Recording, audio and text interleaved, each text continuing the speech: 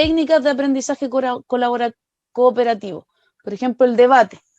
El debate es bien interesante para hacer este trabajo en equipos, porque de repente se piensa que en el debate solo desarrollan habilidades comunicativas, pero yo puedo debatir de lo que sea. Imaginemos que estamos debatiendo algo, o sea, que estamos viendo algo en ciencia, ya algo que pueda tener dos respuestas, y cada equipo puede, ¿cómo se llama? Puede representar una de las respuestas, y la idea es que fundamente y argumente y busquen información. Bueno, el debate es un intercambio formal, se presentan posiciones contrarias alrededor de un tema, muchas veces hay un mediador, y general, ¿y qué hace el debate? Que lo invita a la reflexión y al buscar información, porque imagínense los niños, muchas veces los niños son sumamente competitivos, y les vamos a decir que vamos a debatir contra el otro grupo y tenemos cierta postura, y los niños pueden buscar información y se pueden motivar por esta búsqueda de información, ¿ya? Y el saber cómo transmitir esta información. Obviamente esto tiene que ser bastante guiado por el profesor para que no se generen peleas, porque muchas veces el debate hace que los estudiantes se pongan más adrenalínicos. Dice, el tema del debate debe presentarse con varios enfoques. El director del debate lleva preparada una serie de preguntas con relación al tema. Los participantes deben de conocer de antemano el tema, deben de analizar todos los aspectos, las preguntas deben llevar un orden lógico y debe llegarse a una conclusión. Hay diferentes formatos de debate, pero hay uno que es bastante conocido, que es el de la Universidad Andrés Bello, si no me equivoco, que es donde hay donde está el que hace la introducción, donde está el que argumenta, después viene el que contraargumenta y después el que realiza la conclusión. Y como obviamente en un curso tenemos bastantes alumnos, estos roles se pueden repartir. Por ejemplo, 2 hacen la introducción, 3 pueden presentar argumentos, 1 por argumento, por ejemplo. 2 pueden contraargumentar y así, y resulta bastante interesante. La discusión dirigida, que es diferente al debate porque no se organizan ¿cómo se llama? En bandos opuestos, sino que por ejemplo, cada quien presenta su postura y se dirige un diálogo, y no necesariamente son contrarios, que pueden ser complementarios, se pueden hacer preguntas y la idea es tener claro cuál es el objetivo. Se pueden aceptar conclusiones, por ejemplo, de la mayoría después de que se discute, ya, ¿a qué hemos llegado? Podemos decir entonces que el proceso se realiza de cierta forma. ¿Y qué va enseñando? Porque la idea es establecer cuáles son las reglas de la discusión, los tiempos, la escucha, los puntos de vista, el respeto, por ejemplo. Pasa con el debate que con la discusión, que si uno no deja claro de antemano cuáles son las reglas, de repente pasa que se vuelve casi un cumpleaños de mono. La idea es decir, por ejemplo, cuando alguien habla, los otros no interrumpen, porque si interrumpen se les quita puntaje, por ejemplo, para el debate, y el equipo pierde puntaje, etcétera, etcétera. Le enseña también a un control de la ansiedad.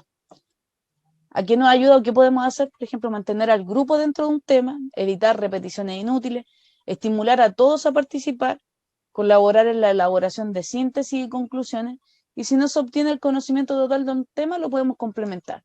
O sea, con esto nos ayuda bastante a que los mismos estudiantes lleguen a un conocimiento. Pregunta entre pares.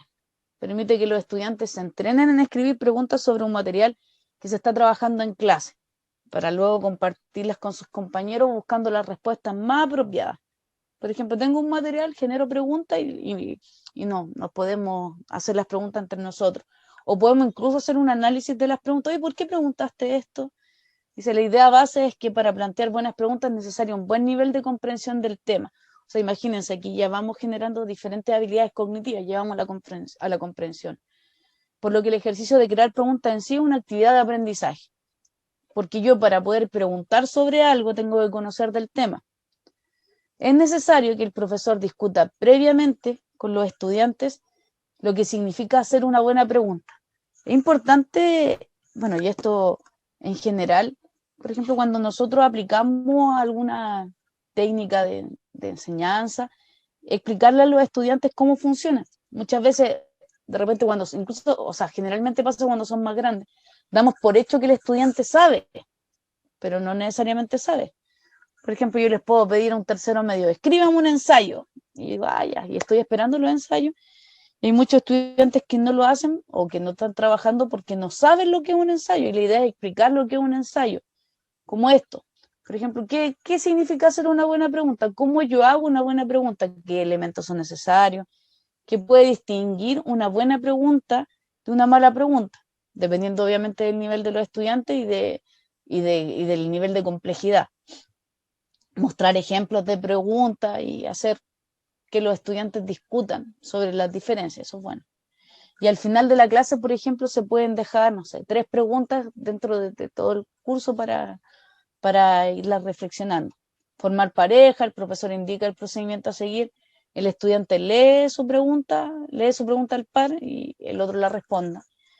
Y los estudiantes dan comentarios y se discute la respuesta. La idea es complementarla, observándola desde diferentes puntos de vista, la respuesta.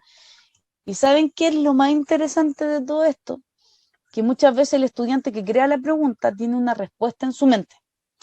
Y viene el otro estudiante y le da una respuesta diferente y eso hace que el estudiante se replantee lo que había pensado y lo pueda complementar. Luego se cambian los roles y se procede de la misma manera. O sea, el otro genera preguntas. ¿Dudas, consultas hasta el momento?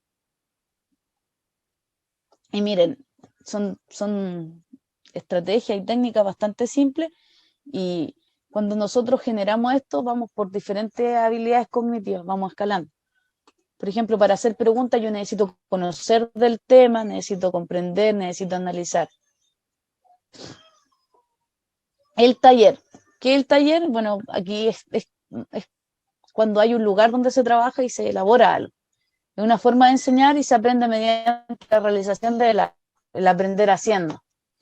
Por ejemplo, cuando tienen que construir un modelo, cuando tienen que reparar algo, genera interés por lo que están aprendiendo y se ponen en práctica diferentes a lo cognitivo, o sea, lo que yo sé, lo procedimental, lo que yo sé hacer y lo actitudinal, o sea, el cómo yo lo hago también. Por ejemplo, si yo lo llevo a trabajar a algún lugar, a algún laboratorio, a algún taller, y les digo que dentro de la pauta de trabajo, de la rúbrica, está el dejar el lugar ordenado, eso también les va enseñando diferentes tipos de cosas, va desarrollando diferentes tipos de habilidades. La resolución de problemas, por ejemplo, como resolución de problemas en sí un poquito más simple que el ABP, que el aprendizaje basado en problemas, es parte de, porque aquí solo voy a generar el problema, por ejemplo, y el estudiante lo resuelve. La idea es que podamos ejercitar y como es cooperativo, que lo hagan en grupos, por ejemplo, y vayan dando las soluciones adecuadas.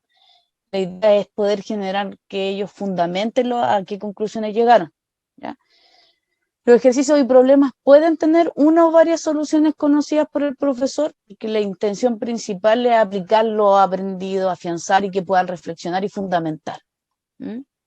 Generalmente en matemáticas se trabaja bastante la resolución de problemas, en química, en física, pero es aplicable a todas las asignaturas.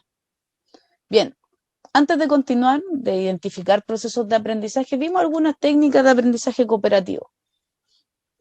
Dentro de esto o de otras que ustedes aplican para el trabajo online, ¿qué se les ocurre? ¿Qué podríamos hacer de aprendizaje cooperativo para las clases online?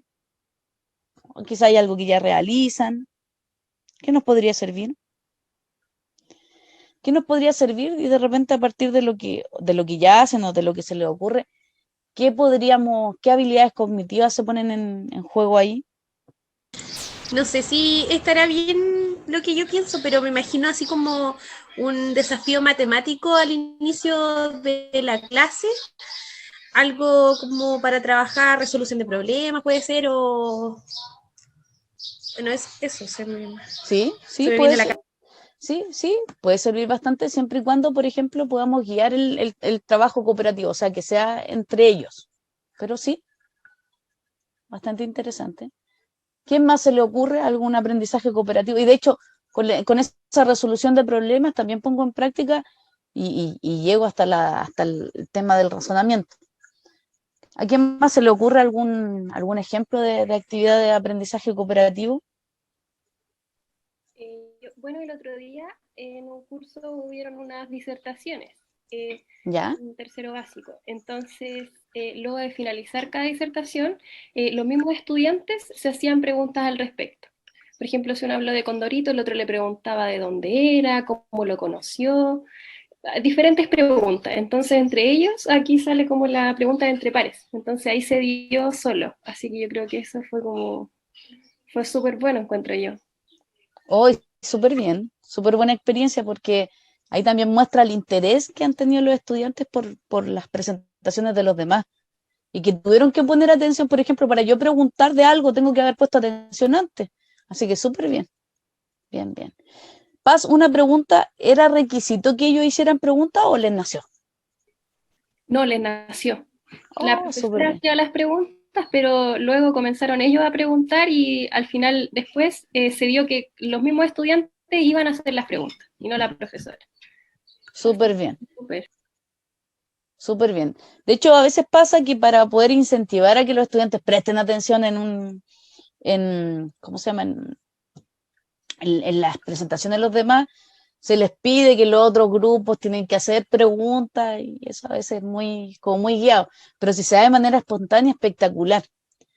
De hecho, una vez yo vi, no era que los estudiantes le hicieran preguntas a los grupos, sino que los grupos debían buscar la forma de captar la atención de sus compañeros, y ellos tenían que comprobar que sus compañeros habían puesto atención y tenían que hacer algún juego al final y comprobar conocimiento. Igual era entretenido.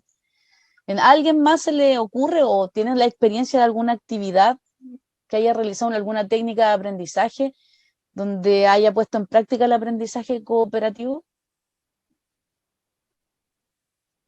En las clases online, se me había olvidado ese pequeño detalle, porque claro, aprendizaje cooperativo en el aula, en condiciones normales, yo creo que no lo hacemos siempre, pero de manera online ahí se nos vuelve un desafío.